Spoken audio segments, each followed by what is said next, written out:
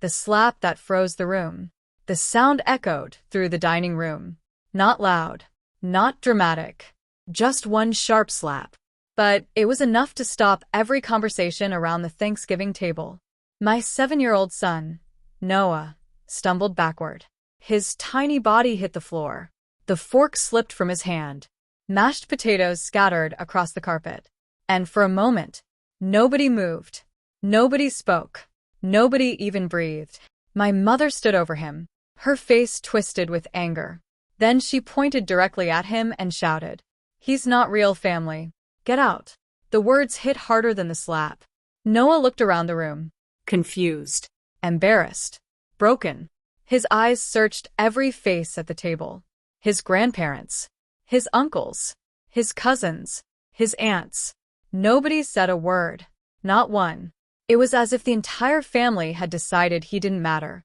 And maybe that hurt me more than the slap itself. I slowly stood from my chair. The room remained silent. Everyone expected me to explode, to scream, to argue, to create a scene. Instead, I looked directly at my mother. And I said 6 words. 6 simple words. The plate slipped from her hands. It shattered on the floor. Her face turned white. The room froze. Because those 6 words exposed a secret she had spent years hiding. A secret that would destroy everything. The son she never accepted. My name is Daniel. I'm 36 years old. And my mother has hated my son since the day she met him. Not because Noah was rude. Not because he was difficult. Not because he caused trouble. No. Noah's crime was much simpler. He wasn't related by blood. When I met my wife, Emma, she was already a single mother. Noah was only 3 years old. His biological father had disappeared before he was born. Emma had raised him alone, working 2 jobs, skipping meals, sacrificing everything.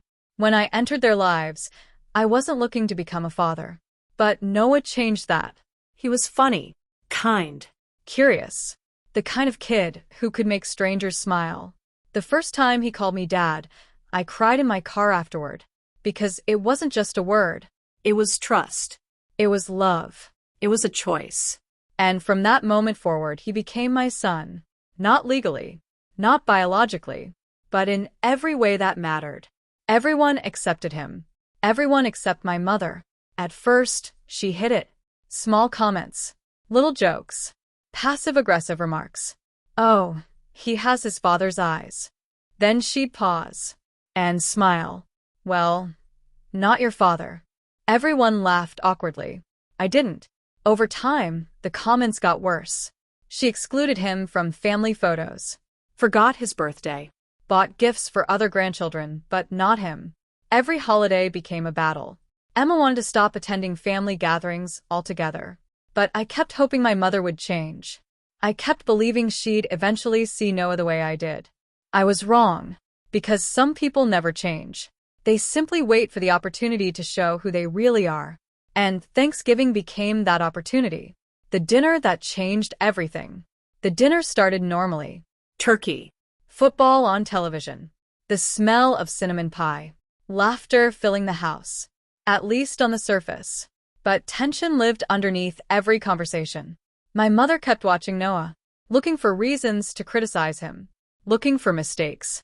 Eventually, she found one. Noah accidentally knocked over a glass of juice. Nothing serious, just a child being a child. The drink spilled across the tablecloth. Immediately, Noah stood up. "I'm sorry," he said. "I'll clean it." But my mother exploded. "You always ruin everything." The room went silent. Noah froze. His eyes filled with tears. Emma stood. "He's just a kid." But my mother wasn't finished. She stepped closer. Closer than she should have. Then came the slap. The sound still haunts me. Noah fell backward. And then she screamed those words.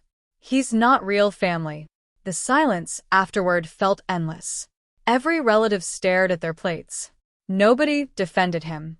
Nobody defended us. And that's when I realized something. The slap wasn't the betrayal. The silence was. Because evil survives when good people stay quiet. And every person in that room chose silence. Except me. The secret my mother buried. I looked at Noah. He was trying not to cry, trying to be brave. 7 years old, already learning what rejection feels like. Something inside me broke. Not anger, not rage. Something colder, something final. I helped Noah stand. Then I turned toward my mother. She looked proud, certain she'd won, certain nobody would challenge her. Then I spoke. You should tell them the truth. Her smile disappeared. The room grew quiet again. What truth? My uncle asked. My mother's face went pale. I took a deep breath. For years, I had protected her. For years, I had carried a secret. Not because she deserved protection, because my father asked me to, before he died. But now, after what she did to Noah, that promise felt impossible to keep. I looked around the table. Then I said the 6 words.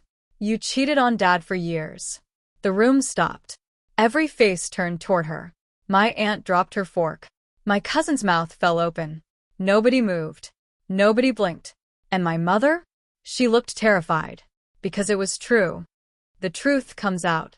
3 years earlier, my father had discovered everything.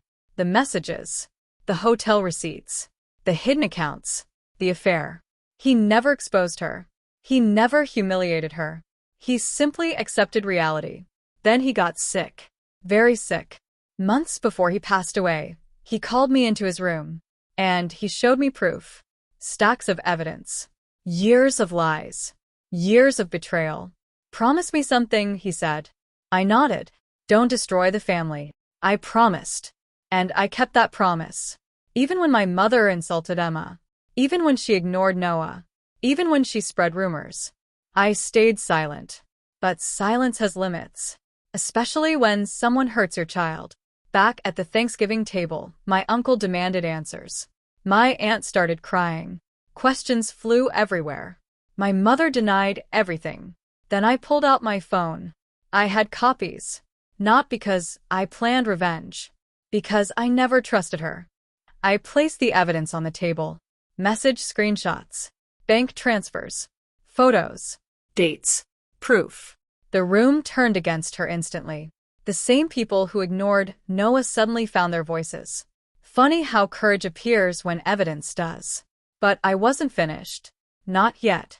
Because exposing the truth wasn't revenge. It was accountability. The consequences she never expected. My mother left the house that night.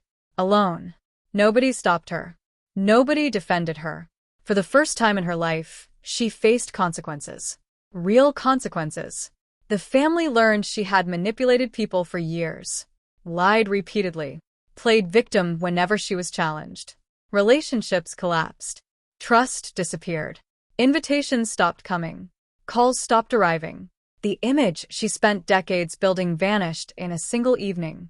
Meanwhile, something unexpected happened. The family began apologizing. My uncle called Noah personally. My aunt sent letters. Even cousins reached out. They admitted they should have spoken up. They admitted they were wrong. Noah listened quietly, then asked a simple question. If they knew it was wrong, why didn't they help? Nobody had an answer. Because sometimes children ask the hardest questions. Questions adults spend their lives avoiding. And honestly, I didn't have an answer either. A new Thanksgiving. 1 year later, Thanksgiving looked different. Smaller. Quieter. But happier. No drama. No insults. No fear. Just people who genuinely cared about each other. Noah sat at the center of the table. Laughing. Smiling. Being a kid. Exactly as it should be. At one point he looked at me and asked, "Are we real family now?" I felt my chest tighten. Then I smiled. Noah, family isn't blood. He looked confused. It's love. He smiled back. And that was enough. Because after everything we'd been through, he finally understood. The people who stand beside you, protect you, choose you, those are your family. Not the people who share your DNA. Final lesson. People often ask if I regret exposing my mother. The answer is no. I regret waiting so long. Because protecting someone from consequences doesn't make them better. It makes them bolder. And silence doesn't preserve peace. It protects bad behavior. That Thanksgiving taught me something I'll never forget. Family isn't about blood. It isn't about names. And it isn't about tradition. Family is who shows up when you need them, who defends you when you're vulnerable, who loves you without conditions.